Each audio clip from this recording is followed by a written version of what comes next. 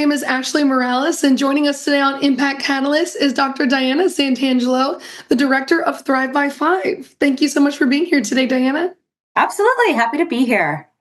So tell us a little bit about Thrive by Five, how it got started, and what the mission is all about. Certainly. So Thrive by Five was actually started at the ELC in Pinellas, where the current CEO, Lindsay, just shared that she needed some sort of a collective, people to come together to address kindergarten readiness, making sure our little kiddos were prepared, ready to rock and roll, their families were supported. So the Community Foundation took it on a couple of years ago because Community Foundation Tampa Bay really leans into education and believes in its importance and its value. And so I was brought on to help just facilitate this incredible work. And our goal is kindergarten readiness. That's really how we measure our success. But it's not just about making sure that our kiddos are ready for kindergarten. It's, are their parents supported? Are their families supported? Do families have what they need to even get there in that 0 to 5 space? And so really excited that we have grown over the last year and a half to over 70 organizations across both Pinellas and Hillsborough counties. So we have so many players at the table. We have both of our school districts. We have the children's boards, JWB. We have, community members. We have parents. It's a cross-sector network, so businesses are engaged. And we really work together to figure out how do we address kindergarten readiness and better support our families. So for anyone watching this who doesn't know, tell us why kindergarten readiness is so important. Oh my gosh. Well, you can't walk into kindergarten and know nothing. Obviously, we want kids to be ready. We want them to be able to know their letters and ABCs and be social and be with other children and just be ready for that school setting.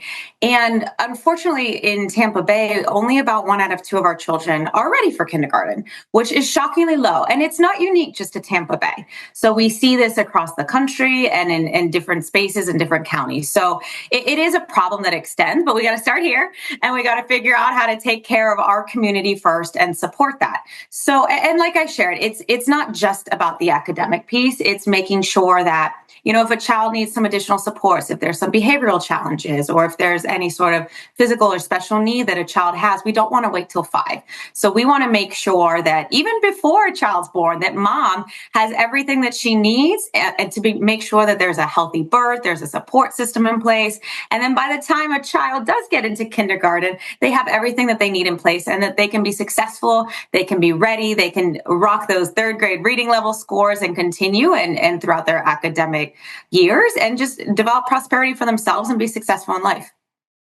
Well, and I think that's important to note because as we've done more research on early childhood education, we've seen how kids who aren't up to grade level or who aren't reading or who aren't reaching those benchmarks at a young age, that can carry on throughout their lives. Absolutely. And what we've seen is if a child has not reached that benchmark in 3rd grade, only about 15% ever do. So think about that. Like that's wild. Already by 3rd grade, your future statistically has already been determined. And that's not okay. That means that we are failing kids if it is not their fault. So what do we do as a community? And it's not just those in education. This is an entire community. That's why it's very important to this work that it is cross-sector. We have businesses that are engaged, governmental entities. Everyone has a role to play in making sure that all of our kids are prepared for kindergarten, because by 3rd grade, we don't want to say that we've already lost them, but unfortunately the statistics are not kind, and we need to make sure that we're doing better. So what are some of the key initiatives or programs that Thrive by Five is focusing on right now? Great question. So there's a lot of work that we're doing in this space, and my role is a facilitator. I listen to experts. They're the ones who are on the field. They've been in this space for a very long time. And my role is just, okay, so how does this work? How do we make impacts in these different spaces? So the way it works operationally is we have a leadership council, and those are made up with the heads of organizations in this cross-sector network of about 70 organizations now across both counties.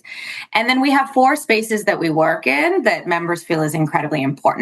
One is child and family success. So that's probably our largest group, and that is predominantly providers. What are you seeing is happening? Where do you need more support? How do we better connect? How do I pass a family to you because your service is what they need, and that's specialized for that family's own needs? So that group's really cool because you see everybody come together as a unit, because this is a collective. Thrive by Five is not its own separate entity. It is just really folks coming together to address this issue of kindergarten readiness. So what they do there, and a really cool initiative that came out of that work group, is called Thrive by 5 Connects. And you can go to our website and you could just Google Thrive by 5 Connects in Tampa Bay. And what was developed by that work group is that a parent or a caregiver can go in anonymously. They just share their zip code, fill out a quick screener and the age of their child, and they just let the system know, I might have a little struggle with this, or if there's a food insecurity, or I'm nervous my child might need some additional help or have a behavioral challenge. So a family member will fill out that screener, and the system tells them, based on their zip code and the age of their child, who can provide them those services. So that's a really, really cool platform that we just relaunched recently, that families can access those services, and then they get the contact point of number and they can connect and rock and roll. So that is a really important initiative that they have. Additionally, we're so excited that the Early Learning Coalition of Hillsborough County, I was having conversations with their CEO, Dr. Hicks, and he was just sharing, gosh, we really need all these literacy resources for families. We need to get them together and compile them. And so we developed this really unique partnership where myself and other volunteers and staff from members of the Thrive by 5 network, we created an early literacy reading guide, almost a pocketbook, and it's all free resources. So that is also on our website, but we also have physical copies of those. And it's caregiver resources, digital books, physical books, it's libraries, what's available. So all of these neat free resources for families to really focus on literacy and make sure that their children are reading and engaged and having those experiences. And so what it looks like is every single page has its own QR code. So a parent can just scan the QR code and get connected directly to that program. So that's been an incredible success, I will say. We launched that, 3-4 months ago, and we've already had over 500 scans. We've had over 1,000 electronic copies distributed. So that has been incredibly successful. And now we're working on one with the city of St. Pete that would like to have one very specific to their own programs and literacy for their community as well. Are there any areas that you see more need than others as far as, literacy, behavioral, or what are the areas that we're still working to kind of fill those gaps the most? So I'd say a neat space that's newer is, and at least maybe a bit newer for Thrive by 5, is engagement with the business community. Those of us who have been in education for a long time, sometimes it feels like we're preaching to the choir. We're saying the same things. We know teachers aren't paid well enough. We know families need more support. We know the cost of childcare is such a struggle. And it's like, and so what do we do about that? And so there's been a lot of folks who have strengthen that relationship with the business community.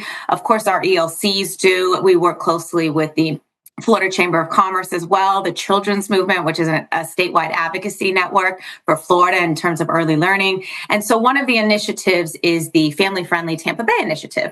And that comes out of our business engagement work group. And really their focus is making sure that businesses understand the value of a family-friendly workplace.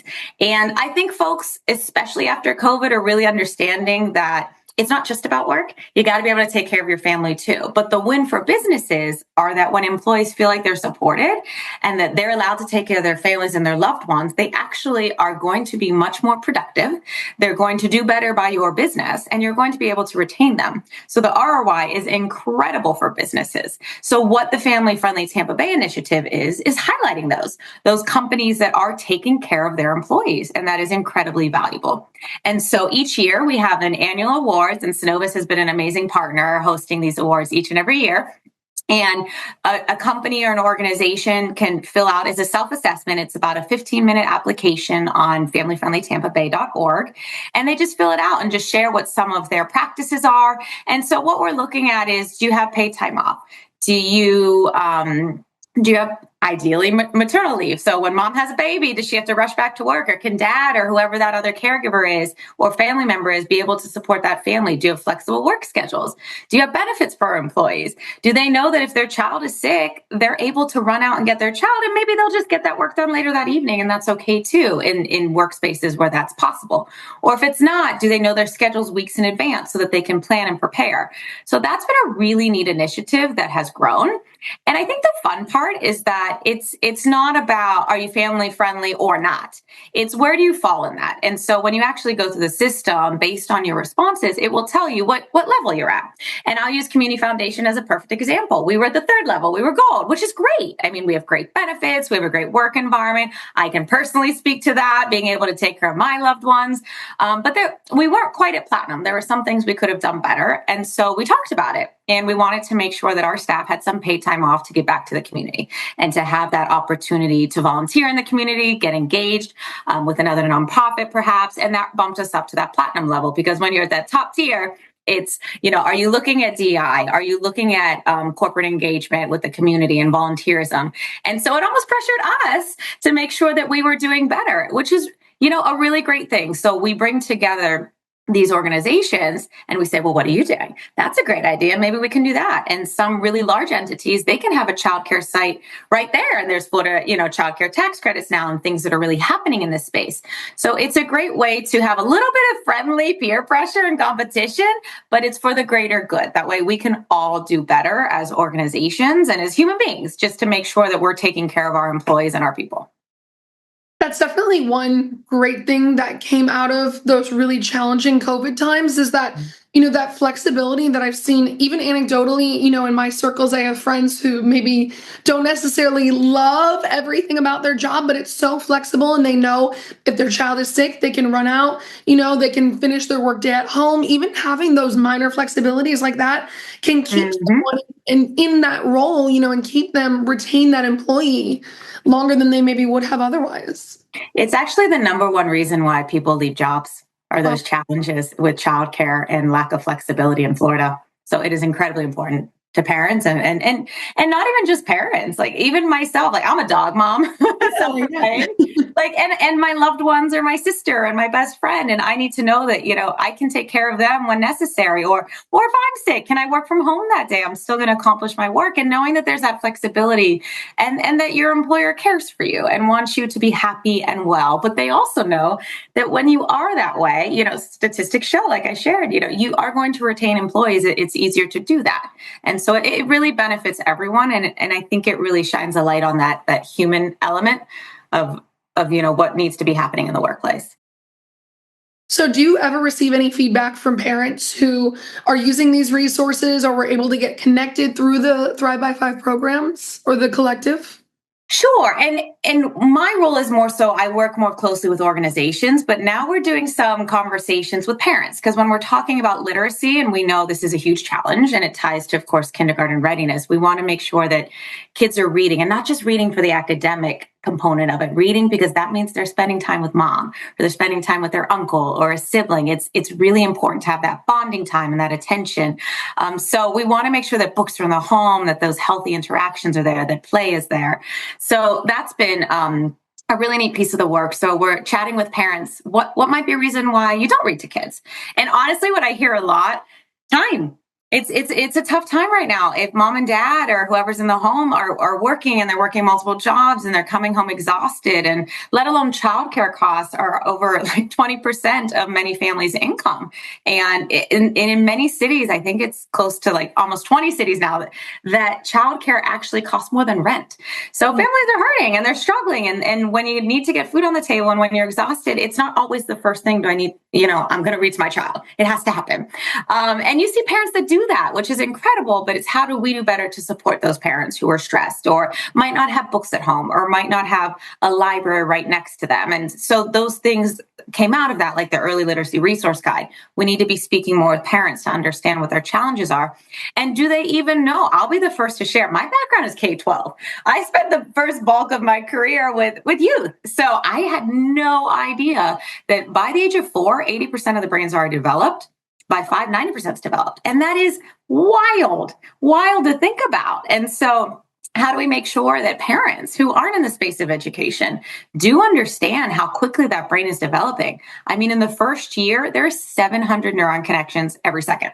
I don't even know what that means. Like, it just sounds insane, but that is how much is developing. And that's how quickly children are picking things up or not picking things up. And then there's that piece of equity with children that are coming from low income homes. hear about a third of the vocabulary that a child from a middle or upper class home comes from. And so how do we support those families where there might be those struggles?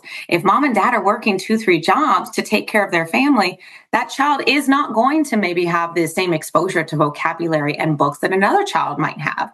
So how do we try to create some equity and support those most in need?